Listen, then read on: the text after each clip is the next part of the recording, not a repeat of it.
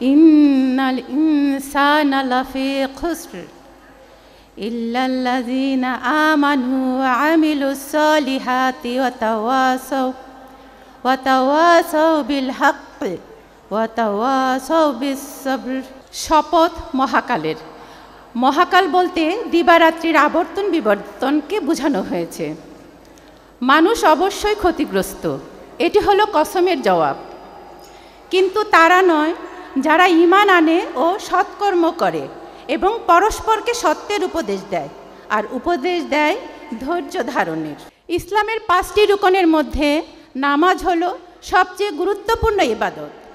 আমাদের ধর্মের অন্যান্য ইবাদত যেমন রোজা, হজ চাঁদের মাসের উপর নির্ভরশীল, কিন্তু নামাজ সূর্যের অবস্থানের উপর নির্ভরশীল। অর্থাৎ নামাজ প্রতিদিনের ইবাদত আর অন্যগুলি মাসের। তাই আল্লাহ পবিত্র কোরআনের শুরুতেই বলেছেন, আল্লাযীনা ইউমিনুনা বিল গায়বি ওয়া ইউকিমুনাস সালাতা। অর্থাৎ যারা অদৃশ্যকে বিশ্বাস করে ও সালাত কায়েম করে। সালাত কায়েমের অর্থ শুধুমাত্র নিজের নামাজ আদায় না, বরং পারিবারিকভাবে ও সামাজিকভাবে নামাজকে প্রতিষ্ঠার জন্য নিজেকে নিয়োজিত রাখা। হে আল্লাহ, আপনার সবচেয়ে বড় নিয়ামত আপনি আমাদেরকে আপনার ইবাদত করার এবং আপনার অফুরন্ত নিয়ামতের কথা স্বীকার করার ও কৃতজ্ঞতা প্রকাশ করার তৌফিক দান করেছেন।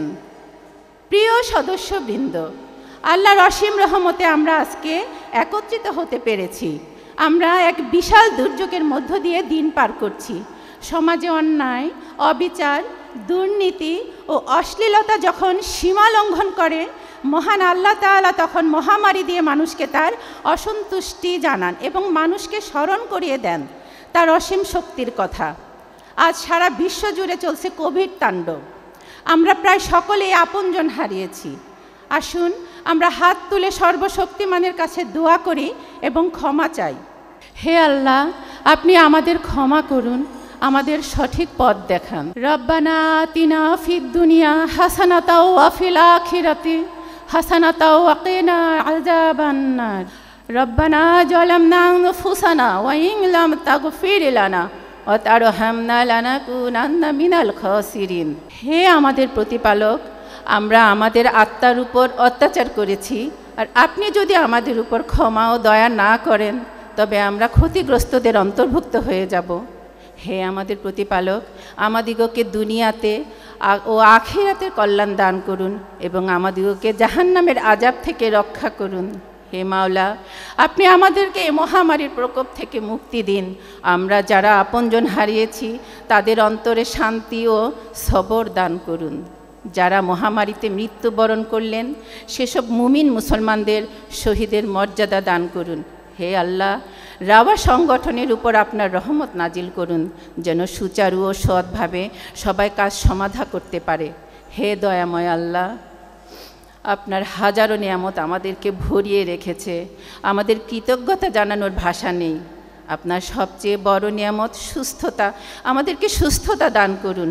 হে আল্লাহ, আমরা যারা এখানে হাত তুলেছি তাদের মধ্যে যাদের হাত আপনার পছন্দ হয় তাদের উছিলায় আমাদের গুনাহ মাফ করে দিন, আমাদের দোয়া কবুল করে নিন। আমিন। ধন্যবাদ।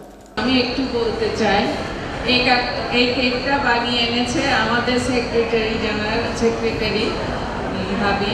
সুন্দর কেক বানানোর জন্য আমি ওনাকে ধন্যবাদ জানাচ্ছি। এখন সবার পক্ষ থেকে আমি কেকটা কাটবো।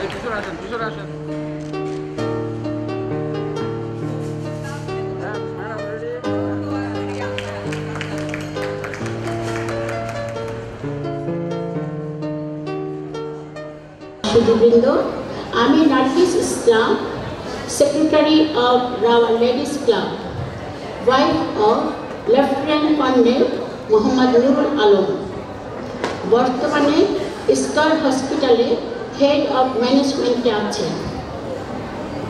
শরতের ছোঁয়া অনুষ্ঠানে রাওয়া লেডিস ক্লাবের পক্ষ থেকে আপনাদের জানাই আন্তরিক শুভেচ্ছা। বেগম সফরা নাই।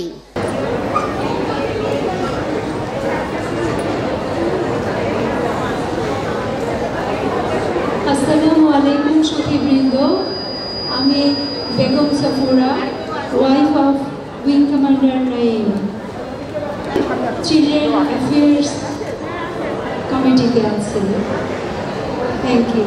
ধন্যবাদ। Mrs Nurunnahar Ferdousi. Nurunnahar Ferdousi, wife of kernel Jahangir, সেনাবাহিনীতে আছেন। আর আমি লেডিজ অ্যান্ড চিলড্রেন্স অ্যাফেয়ার্স কমিটিতে মেম্বার হিসাবে আছি। আমি আফিয়া জেসমিন আবিদ, আমার হাজব্যান্ড কমোডোর আবিদ।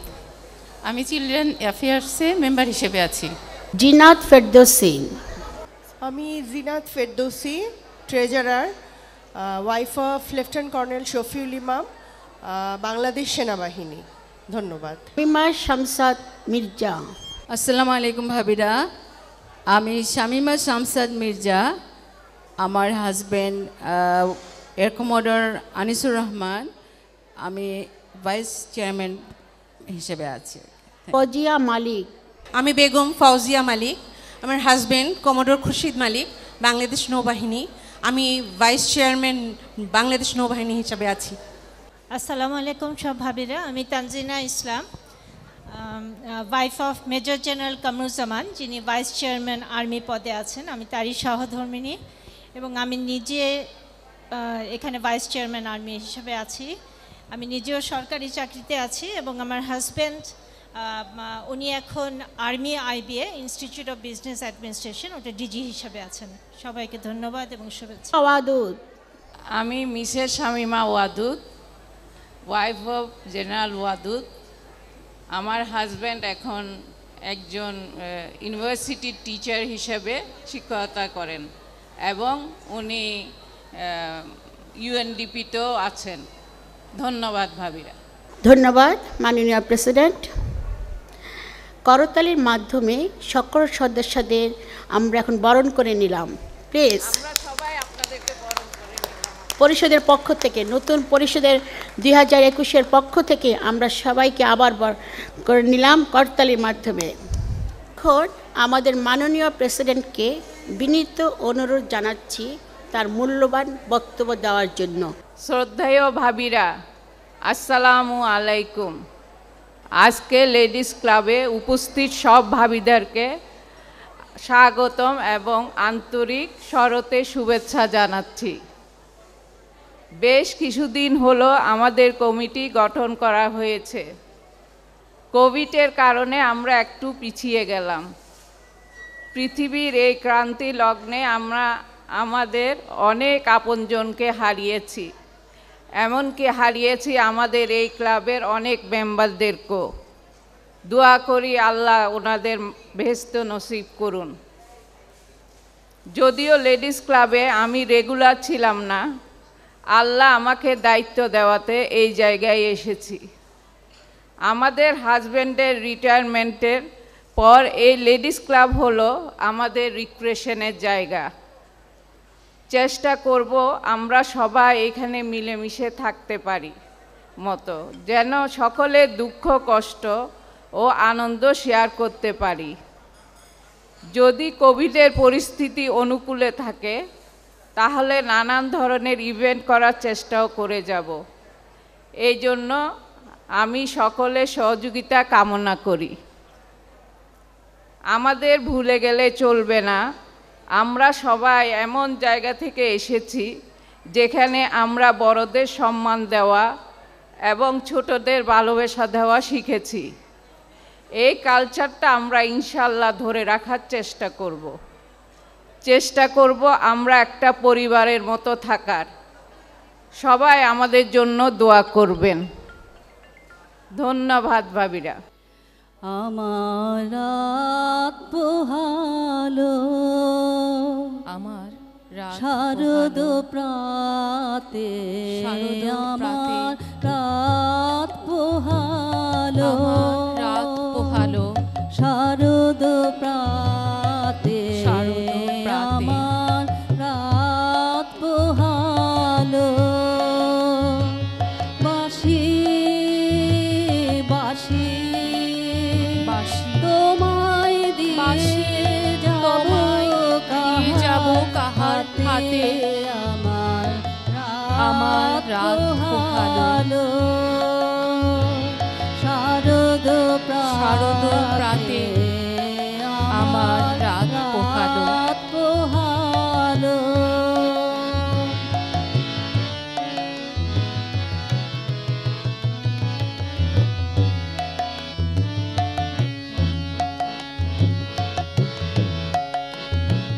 তোমার বুকে বাঁধলো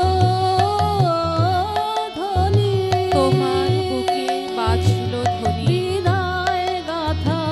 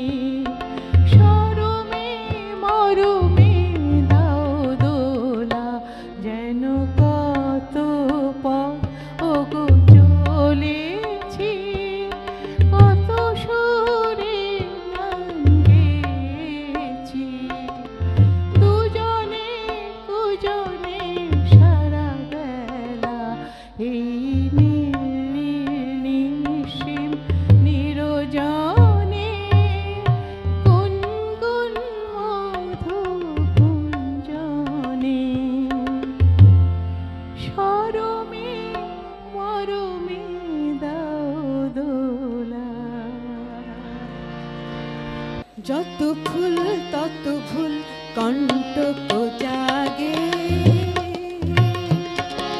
যত ফুল তত ভুল কণ্টক জাগে, মাটির পৃথিবী তাই এত ভালো লাগে, মাটির পৃথিবী তাই এত ভালো লাগে, যত ফুল তত ভুল কণ্টক জাগে, মাটির পৃথিবী তাই এত ভালো লাগে।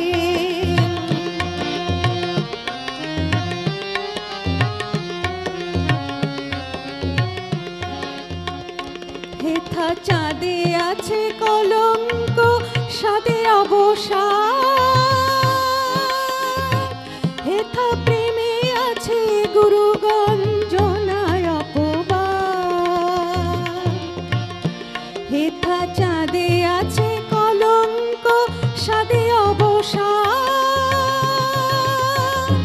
হেথা প্রেমে আছে গুরু গঞ্জনায় অপবাদ, আছে মান অভিমান প্রীতি সোহাগে, আছে মান অভিমান প্রীতি সোহাগে, মাটির পৃথিবী তাই এত ভালো লাগে, মাটির পৃথিবী তাই এত ভালো লাগে।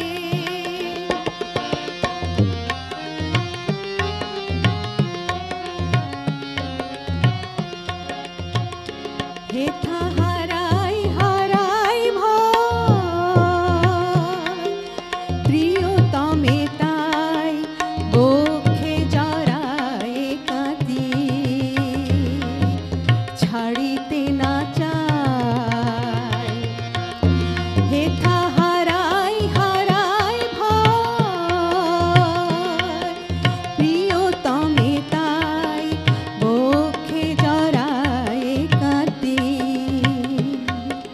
ছাড়িতে না চাই, স্বর্গের প্রেমে নাই বিরহ সুন্দর আখি আছে নাই আখি জল, স্বর্গের প্রেমে নাই বিরহ সুন্দর আখি আছে নাই আখি জল, রাধার শ্রুনায় কুমকুম ভাগে, মাটির পৃথিবী তাই এত ভালো লাগে, মাটির পৃথিবী তাই এত ভালো লাগে, যত ফুল তত ভুল কণ্টক জাগে, যত ফুল তত ভুল কণ্টক জাগে, মাটির পৃথিবী তাই এত ভালো লাগে, মাটির পৃথিবী তাই এত ভালো লাগে, মাটির পৃথিবী তাই এত ভালো লাগে। রাত্রির গায়ে জলে জোনাকি, তটিনীর বুকে মৃদু ছন্দ, আকাশের হাতে আছে এক রাশ নীল, বাতাসের আছে কিছু গন্ধ, রাত্রির গায়ে জলে জোনাকি, তটিনীর বুকে মৃদু ছন্দ,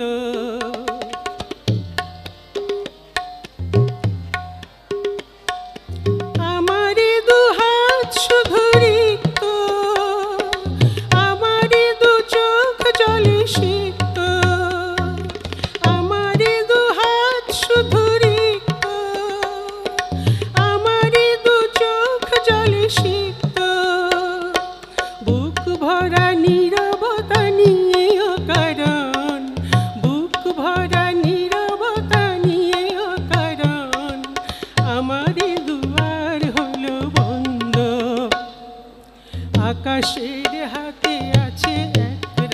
নীল, বাতাসের আছে কিছু গন্ধ, রাত্রির গায়ে জলে জোনাকি, তটিনীর বুকে মৃদু ছন্দ।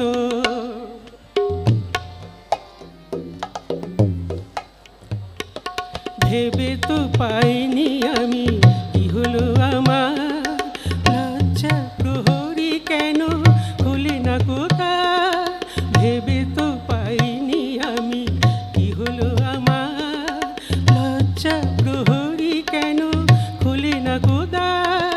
বুঝি না কেমন করে বলবো, খেয়ালি কতই ভেসে চলবো। বুঝি না কেমন করে বলবো, খেয়ালি কতই ভেসে চলবো। বলি বলি করি তবু বলা হলো না, বলি বলি করি তবু বলা হলো না। জানি না কিসের এত দ্বন্দ্ব, আকাশের হাতে আছে এক রাশ নীল, বাতাসের আছে কিছু গন্ধ, রাত্রির গায়ে জলে জোনাকি, তটিনীর বুকে মৃদু ছন্দ, তটিনীর বুকে মৃদু ছন্দ, তটিনীর বুকে মৃদু ছন্দ। নারীদের নিয়ে একটা কবিতা আমি একটু শোনানোর চেষ্টা করছি, জানি না কতটুকুন ভালো লাগাতে পারবো সবাইকে। কবিতার নাম হচ্ছে শাড়ি, লিখেছেন সুবোধ সরকার। বিয়েতে 51টা শাড়ি পেয়েছিল মেয়েটা, অষ্টমঙ্গলায় ফিরে এসে আরও 6টা। এত শাড়ি একসঙ্গে সে জীবনে দেখেনি। আলমারির প্রথম থাকে সে রাখলো সব নীল শাড়িদের, হালকা নীল একটাকে জড়িয়ে ধরে বলল, তুই আমার আকাশ। দ্বিতীয় থাকে রাখলো সব গোলাপিদের, হালকা গোলাপিকে জড়িয়ে ধরে বলল, তোর নাম অভিমানী। তৃতীয় থাকে 3টি ময়ূর, যেন 3 দিক থেকে ছুটে আসা সুখ। তেজপাতা রং যে শাড়িটার, তার নাম দিল বিষাদ। সারা বছর সে শুধু শাড়ি উপহার পেল। এত শাড়ি সে কি করে এক জীবনে পরবে। কিন্তু বছর যেতে না যেতেই ঘটে গেল সেই ঘটনা। সন্ধ্যের মুখে মেয়েটি বেরিয়েছিল স্বামীর সঙ্গে চাইনিজ খেতে। কাপড়ে মুখ বাঁধা 3টি ছেলে এসে দাঁড়ালো। স্বামীর তলপেটে ঢুকে গেল 12 ইঞ্চি, উপর থেকে নিচে নেমে ডান দিকে, যাকে বলে এল। পড়ে রইল খাবার। চিলি ফিশ থেকে তখনও ধোঁয়া উঠছে। এর নাম রাজনীতি, বলেছিল পাড়ার লোকেরা। বিয়েতে 51টা শাড়ি পেয়েছিল মেয়েটা, অষ্টমঙ্গলায় ফিরে এসে আরও 6টা। একদিন দুপুরে শাশুড়ি ঘুমিয়ে সমস্ত শাড়ি বের করে 6তলার বারান্দা থেকে নিচে পৃথিবীতে উড়িয়ে দিল। শাশুড়ি পরিয়ে দিয়েছেন তাকে সাদা থান। 19 বছরের একটা মেয়ে, সে একা। কিন্তু সেই থানও এক ঝটকায় খুলে নিল 3 জন পাড়ার মোড়ে। একটি সদ্য নগ্ন বিধবা মেয়ে দৌড়াচ্ছে আর চিৎকার করে বলছে, বাঁচাও বাঁচাও বাঁচাও, পিছনে 3 জন। সে কি উল্লাস! নির্বাক পাড়ার লোকেরা। বিয়েতে 51টা শাড়ি পেয়েছিল মেয়েটা, অষ্টমঙ্গলায় ফিরে এসে আরও 6। আজকে শরৎকে উদযাপন করা হচ্ছে। তো এই শরতের মধ্যে বলা হয়েছে সাদা শাড়ি বা নীল শাড়ি পরতে হবে। ওকে, এই করোনার সময় অনলাইনে অনেক শাড়ি কিনেছি, কিনতে গেলেও একটা আনন্দ আছে। আমি দেখলাম প্রথম দিকে আমরা খুব হতাশায় ভুগতাম, মনে হতো আর কিনে কি হবে, আমি এই জিনিসটা কিনবো, এটাতে ভোগ করতে পারবো না, যা আছে সেগুলোর কি হবে, লিপস্টিক নেল পালিশ সব নষ্ট হয়ে যাচ্ছে। মেলা থেকে আমাদের এত অর্নামেন্টস কিনি এই লেডিস ক্লাবে পরার জন্য, সেই গহনাগুলো আমাদের সব জং ধরে যাচ্ছে, কাজেই আর কিনবো না। কিন্তু গত বছর যখন একটা সময় এসে একটু কমে আসলো হাওয়া, একটু ভালোর দিকে গেল ডেল্টা হওয়ার আগ পর্যন্ত, তখন আবার অনলাইনে, আগে কখনো কিনিনি, অনলাইনে শাড়ি কিনলাম, 3 পিস কিনলাম, কিন্তু দর্জির কাছে যেতে পারি না, কোনো ব্লাউজ বানাতে পারি না, কোনো সালোয়ার কামিজও বানাতে পারি না।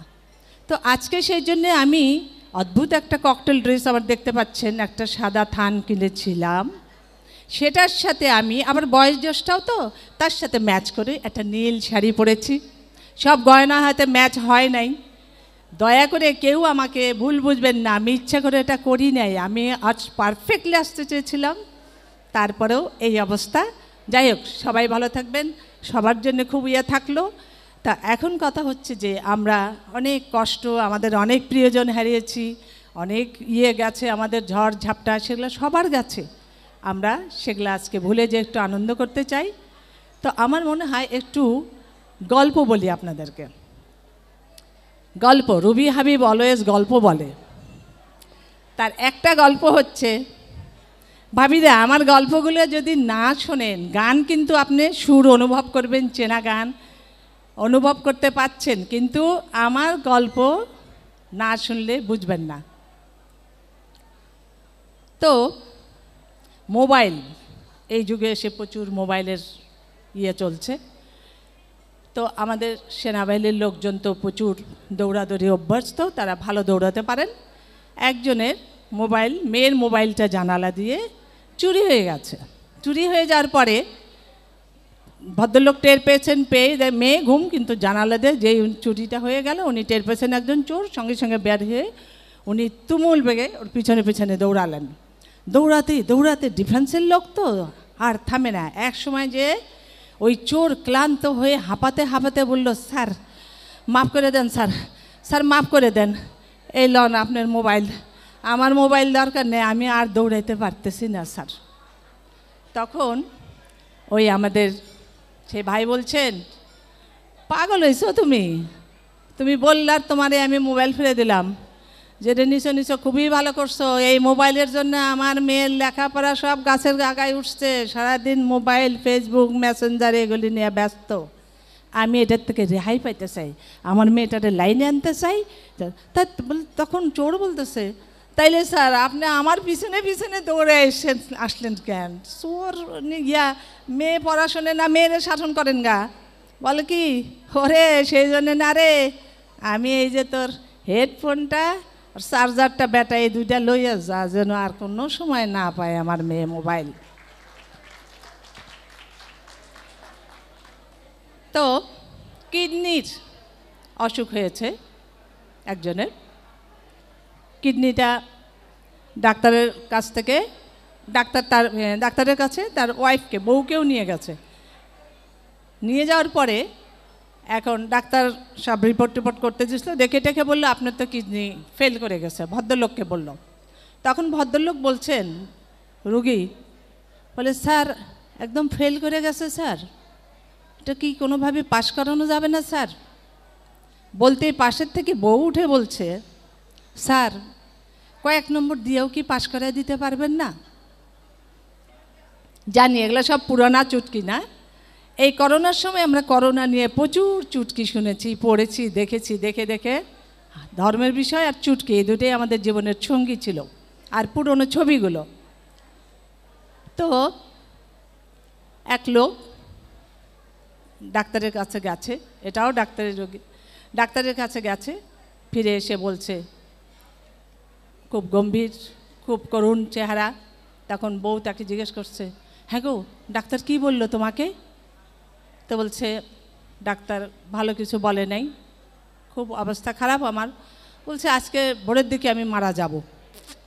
তো খুব গম্ভীর হয়ে যখন আসে, তখন বউ তো খুব মন টন খারাপ করার পরে তখন ওই লোকটা বলছে যে, শোনো আজকে তো আমার জীবনের শেষ রাত, আজকে আমি সারা রাত তোমার সাথে গল্প করে কাটাবো, আর তো আমি তোমাকে কখনো পাবো না বলে টলে, যাই হোক অনেক করলো, বউ খুব আফসোস করলো।